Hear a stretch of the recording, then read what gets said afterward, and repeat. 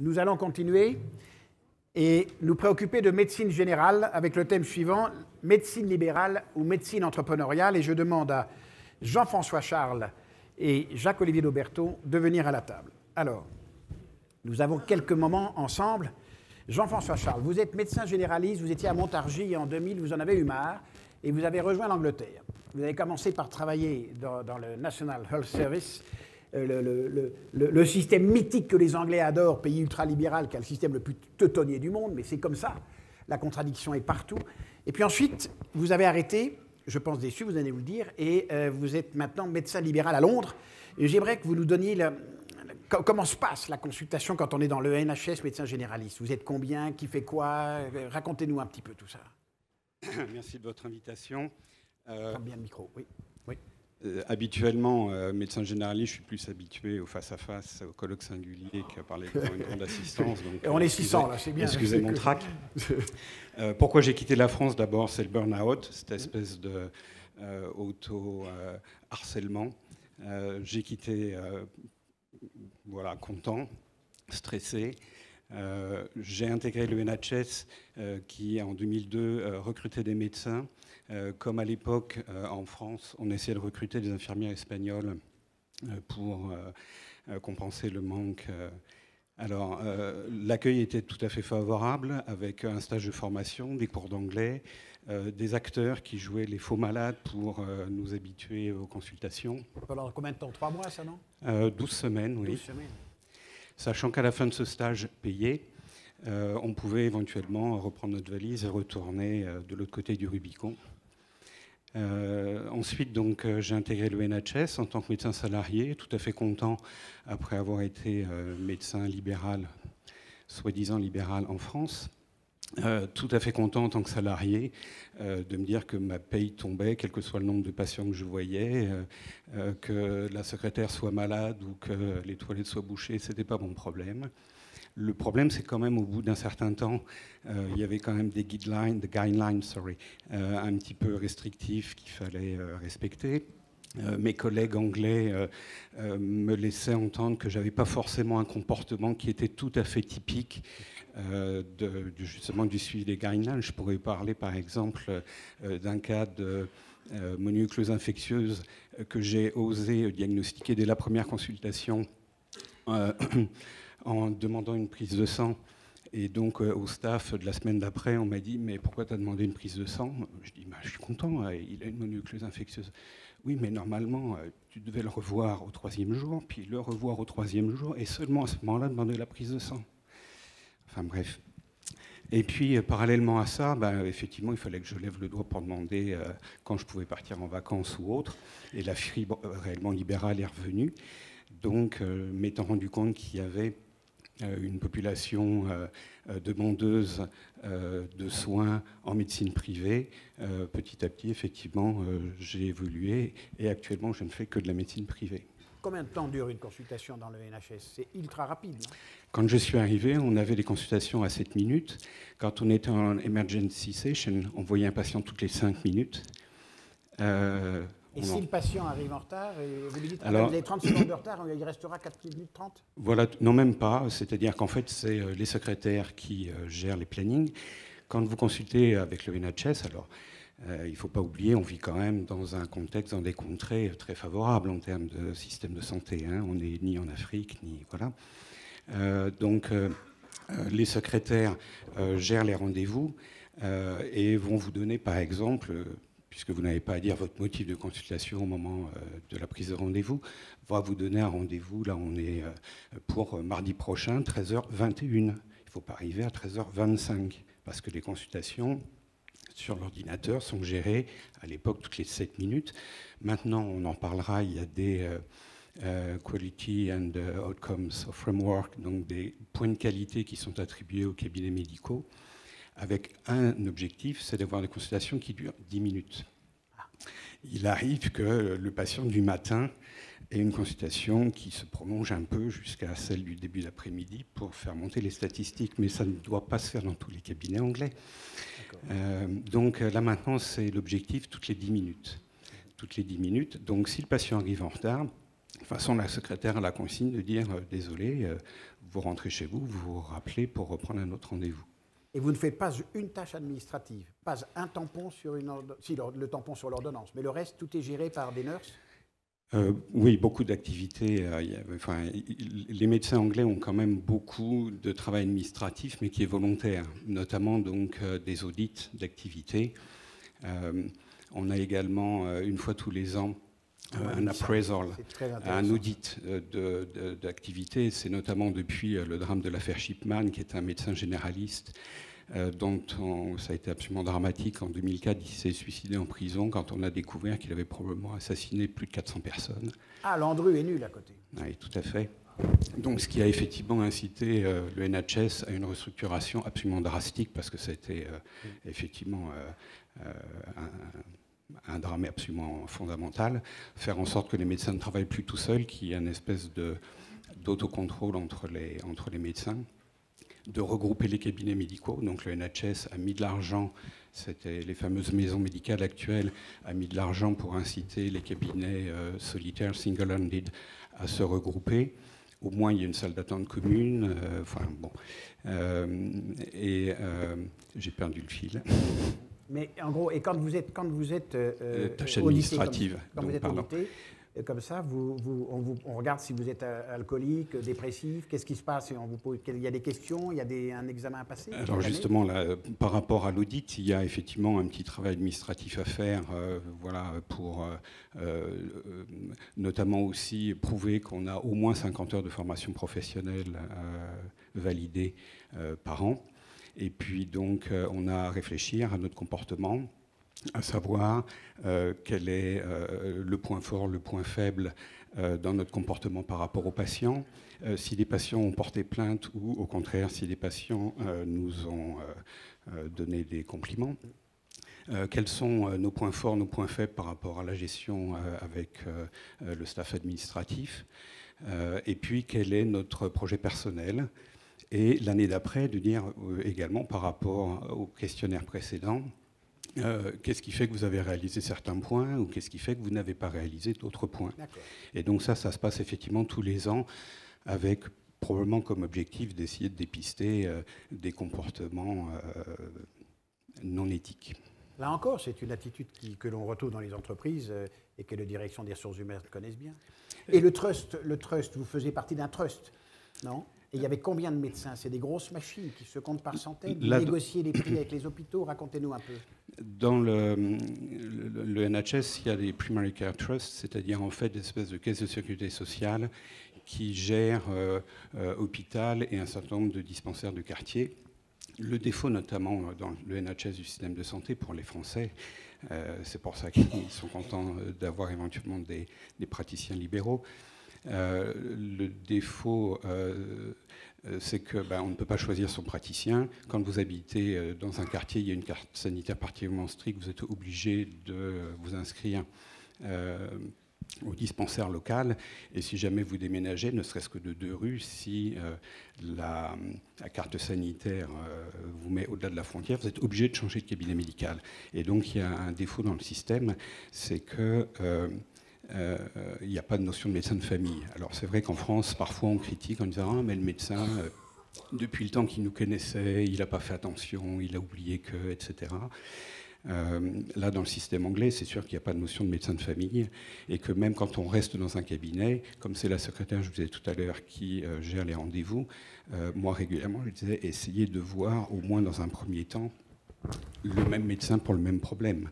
Parce que même si on marque tout un tas de choses sur le dossier informatique, il y a aussi un feeling et plein d'informations non informatisables qu'on enregistre et qui sont importantes.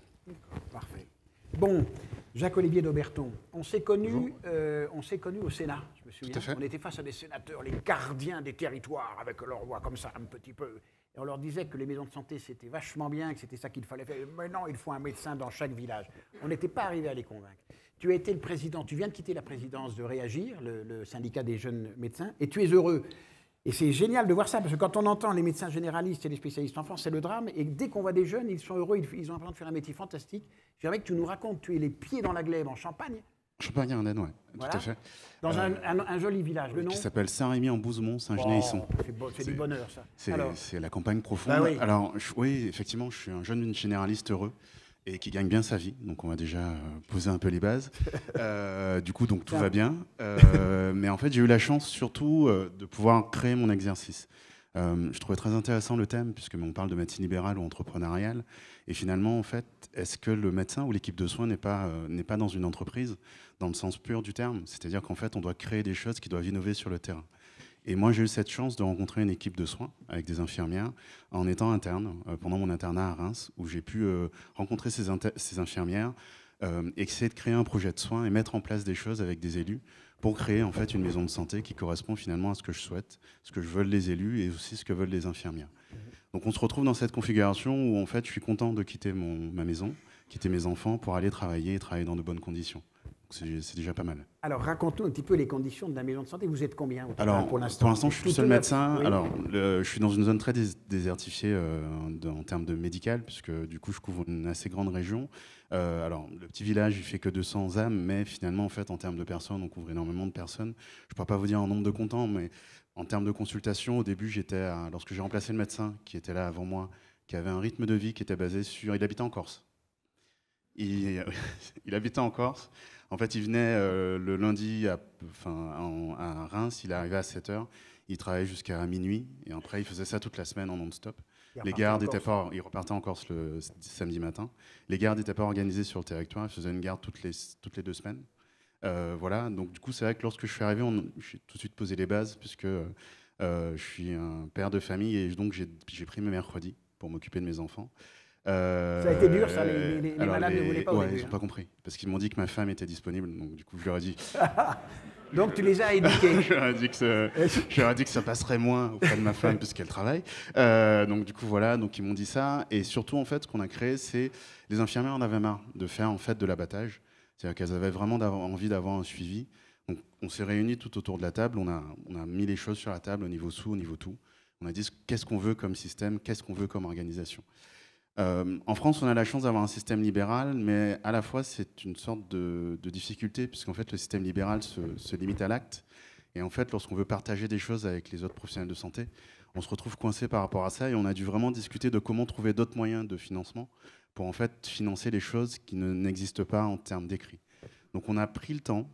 Ça nous a pris à peu près 3 ans pour écrire un projet de santé, avoir la communauté de communes, à discuter des choses.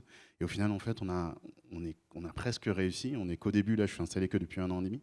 Mais en fait, depuis 1 an et demi, on améliore les choses. C'est-à-dire que, en tant que médecin ou en tant qu'équipe de soins, ce que je trouvais pas bien, c'est que finalement, je ne sais pas si je fais de la qualité ou pas.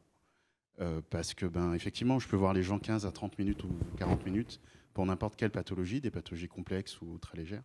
Mais au final, en fait, qui dit que je fais de la bonne médecine? Et on s'est posé la question avec les infirmières, on a essayé de récolter nos données pour en fait voir s'il y aura un vrai impact. Mais c'est là où le système français est un peu paradoxal, c'est qu'on est limité en fait. C'est-à-dire qu'on est... je vais m'en prendre plein la figure, mais les syndicats libéraux prônent une certaine liberté qui n'existe pas dans les faits, puisque finalement, en fait, on voit que le système dans lequel on est rémunéré en tant que personne ambulatoire limite les choses. C'est-à-dire que le terrain avance plus vite que ce qui se passe actuellement et ce qui est décidé en termes de loi. Il y a des besoins qui apparaissent de plus en plus importants en télémédecine, en e-santé, en d'autres éléments. Et finalement, en fait, les seules personnes qui peuvent y répondre, c'est les personnes du terrain. Et ce n'est pas forcément les structures administratives qui ont du mal avec ça et qui sont coincées aussi. Est-ce que tu serais favorable à ce que des indicateurs de santé soit envoyé aux malades à intervalles réguliers, 1 mois, 3 mois, 6 mois, comme on le fait parfois dans certains hôpitaux, où on a un retour d'information automatique qui permet d'être mouliné dans les ordinateurs et de nous donner une moyenne de résultats qui intègre aussi, au-delà du résultat brutal de la maladie, les résultats sur la vie sociale, familiale et professionnelle. Tu serais d'accord avec ça? Est-ce que la jeune génération est pour ça? Je pense que la jeune génération est pour, dans le sens qu'il faut vraiment un travail d'équipe de soins primaires. Et il y avait on en parlait ce matin, enfin tout à l'heure. Finalement, c'est vrai que c'est d'où vient le financement. Je pense qu'il faut vraiment se poser la question du financement des soins primaires, du panier de santé, tout simplement. Savoir qu'est-ce qu'on met dedans, qu'est-ce qui est fondamental et qu'est-ce qui doit payer par l'État, et le reste.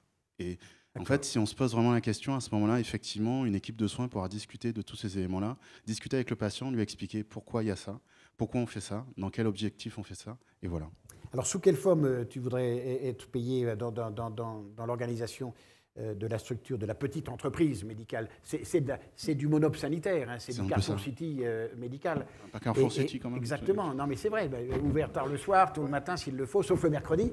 Et au point de vue de la rémunération, c'est quoi? Ça serait une enveloppe globale et puis vous vous débrouillez entre vous, entre professionnels, ou c'est des parties salariées, des parties à l'acte, des parties de forfait, des parties de parcours au long cours? Comment tu vois les choses? Parce que pour l'instant, on est dans un système... Alors, on est dans un système, soit on est salarié, soit on est à l'acte. Oui. Moi, je pense qu'une enveloppe globale, et après, tout le monde déciderait de ce qu'il fait à l'intérieur. Il y a des personnes qui souhaitent être salariées, des personnes qui souhaitent être à l'acte ou d'autres.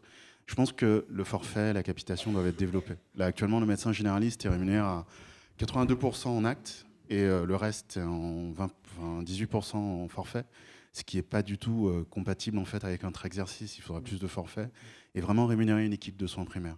C'est-à-dire que les équipes ont la maturité, le font déjà.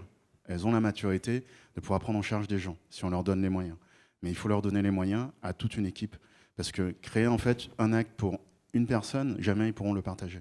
D'accord. Est-ce que tu serais content si les médecins praticiens hospitaliers, je vais dire ça à Jean-Pierre De Witte, étaient équipés d'un portable professionnel pour communiquer avec leurs confrères? Tout à fait. Bon. Je pense que je peux citer, parce que là on a mis en place une coordinatrice sociale dans la maison de santé.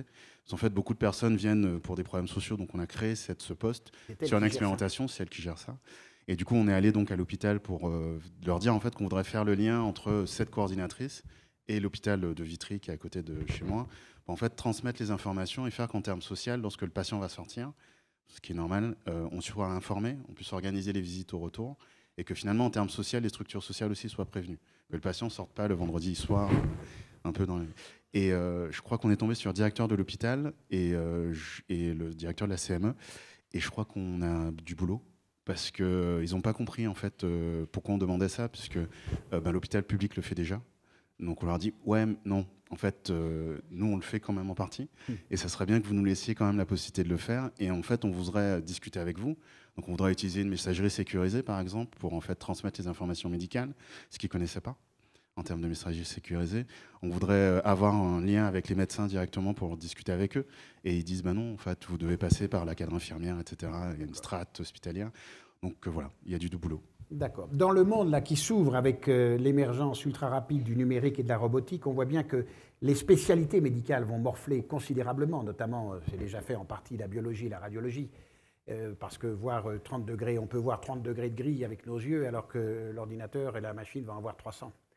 Mais celui qui va rester, et celle qui va rester vraiment essentiel, c'est bien le médecin de famille, le médecin généraliste. Il va devenir le bioconseiller qui va mettre en perspective tout ce qui va être dit par les machines. Et on en aura marre d'être devant des écrans, on aura besoin de voir des gens les yeux dans les yeux et de se regarder face à face. Donc je suis convaincu que l'avenir est à la médecine générale et qu'en revanche, les spécialités vont avoir à réfléchir fortement sur leur nombre, sur leur démographie et sur leur organisation. Est-ce qu'en Angleterre, on en est là ? Un défaut du système anglais, en tout cas, c'est qu'effectivement, les médecins, du fait de la brièveté des consultations, n'examinent pas les patients. Or, la télémédecine, oui, peut-être pour le radiologue qui peut lire à l'autre bout du monde un cliché. Il ne faut pas oublier nos études de base, où on nous a toujours dit examen clinique, un patient a besoin d'être touché. Oui, c'est vrai, c'est vrai. En même temps, on voit bien que les maladies sont muettes et que de plus en plus, c'est la biologie et l'imagerie, et tant mieux, qui détectent avant le moindre symptôme. Mais je suis d'accord, il ne faut pas supprimer l'examen clinique, mais on trouve les maladies avant. Je pense qu'il faut vraiment penser en système d'organisation. C'est ce que vous disiez dans le débat précédent. C'est en fait, il existe une barrière entre l'hôpital public et le libéral. Alors qu'en fait, elle ne devrait pas exister. L'exemple du cas des services d'urgence en est typique. Oui. C'est-à-dire que nous, on sait qu'on a diminué le nombre de personnes qui vont aux urgences parce que, même si je suis le seul médecin, les infirmières ont des consignes et en fait, on s'organise pour prendre en charge les patients. Mmh. Donc, au final, les patients ne viennent plus aux urgences, ils vont nous voir parce qu'on organise des plages. Et à partir de là, en fait, il faut vraiment redéfinir le rôle de chacun. Et depuis un moment, et je ne sais pas si c'est des habitudes syndicales ou c'est des blocages, mais en tout cas, actuellement, on se bloque les choses. On n'ose pas parler ensemble. Et de toute façon, il y a une opposition. Les enveloppes sont séparées. Tout est séparé. Alors qu'en fait, finalement, s'il y avait une vraie vision globale de l'organisation de santé avec tous les acteurs, je pense l'État, les médecins, les patients qui sont centrales dans ce système, il y aurait peut-être le moyen d'avancer, mais on a l'impression que le système est bloqué actuellement. Alors, il y a une chose, oui, pardon, je voudrais vous poser, vous m'avez raconté une anecdote, là, sur la terrasse, vous avez vu quoi? Je voudrais qu'on en parle, parce que c'est intéressant de voir oui, comment tout à l'heure. Donc, on parle de télémédecine, on parle du colloque singulier avec le patient. Ça peut se faire par Skype. On évoquait beaucoup le rôle de prévention. J'en arrive à votre remarque. Là, depuis ce matin, on parle de dépenses. C'est comme pour les économies d'énergie. Les principales économies, c'est les dépenses qu'on ne fait pas. J'avoue, et là je suis dans mon rôle de petit fantassin contre les maladies, j'avoue avoir été stupéfait du nombre de personnes que j'ai vues sur les terrasses ce matin fumer. Merci de sourire. Je pense que certains vont faire un peu la grimace quand je vais leur demander s'ils ont personnellement, tous ces fumeurs, signé un document s'engageant à ce que quand les uns ou les autres auront un cancer du poumon ou besoin d'un stent, ce ne sera pas la collectivité qui payera cela. C'est comme ça, en Angleterre? Ça a été effectivement, il y a des patients qui ont été refusés de pose de stent parce qu'ils continuent à fumer. L'utilitarisme. Hein, le pragmatisme et l'efficience, evidence-based medicine. Oui. En fait, on doit chercher l'efficience, ce qui est paradoxe, c'est en fait, on sentait effectivement les dépenses vont augmenter, ça c'est clair, mais en fait, on doit trouver le moyen de faire en sorte que ça soit efficient, que tous les intervenants qui interviennent dans la santé soient efficaces et arrivent à l'objectif qui est la bonne santé de tout le monde. Ça nécessite une responsabilisation de tous. D'accord. Alors, oui, s'il vous plaît. Un tout petit quart de seconde encore. Tout à l'heure, on a parlé du pharmacien vaccinateur. Redescendons aussi un petit peu sur le terrain. Il ne faut pas oublier qu'il y a des infirmières qui sont faites pour ça. Merci pour elles, merci pour eux. Tout à fait, on est bien d'accord. Donc en gros, vous êtes deux médecins de famille, parce que c'est le plus beau des mots, c'est le vrai mot, qui prenaient en charge toute une famille, des grands-parents jusqu'aux petits-enfants, connaissant là où ils habitent, leur métier, tout, la vraie médecine. Vous êtes contents, vous êtes heureux tous les deux dans l'action que vous menez aujourd'hui? L'Angleterre. On n'a pas parlé de mon activité actuellement de médecin privé, libéral, où je travaille en fait maintenant comme si j'étais architecte, paysagiste ou décorateur d'intérieur. Et donc là aussi, j'insiste en disant que je n'ai à rendre compte actuellement qu'à l'ordre des médecins anglais, à mes patients, à ma conscience, et un mot qu'on a beaucoup oublié, je pense, depuis ce matin, c'est au code de déontologie. Absolument, on y reviendra. Merci. Oui. Moi, pareil, je suis heureux, même si j'ai que... Alors, il y a d'autres paramètres qui interviennent à l'assurance maladie des fois. Et ta femme qui est sympa. Et ma femme qui est super sympa. Elle est médecin aussi? Non, elle n'est pas du tout médecin. Non, pas du tout. Elle n'est pas du tout. En fait, elle s'occupe de structures d'accompagnement, en fait, de certaines personnes qui ont des pathologies cérébrales, mais elle n'est pas du tout. Elle est cadre. Elle a décidé de se lancer dedans. Et non, je pense qu'on est des médecins heureux. Il faut arrêter de montrer l'image du médecin qui est malheureux en France et qui croule sur plein de démarches. Effectivement, il y a des lourdeurs administratives, il faut améliorer les choses, mais les jeunes actuellement, on a la possibilité de choisir le métier qu'on veut, de pouvoir le faire dans des bonnes conditions. Et il faut qu'on se donne cette possibilité de le faire avec des équipes de soins parce qu'il y a vraiment une jeune génération qui est prête à prendre la responsabilité de ça. Et il faut lui laisser la possibilité de le faire. Et vous voulez intégrer les négociations de la Convention? Oui, on veut intégrer les négociations conventionnelles. Mais le burn-out n'est pas une vue de l'esprit. C'est pour ça que je suis parti. Non, mais le burn-out, il est corrigé si on travaille tous ensemble et si on arrive à se répartir les tâches. Eh bien voilà, merci. J'ai même rencontré deux médecins heureux. Bravo, merci. Merci beaucoup.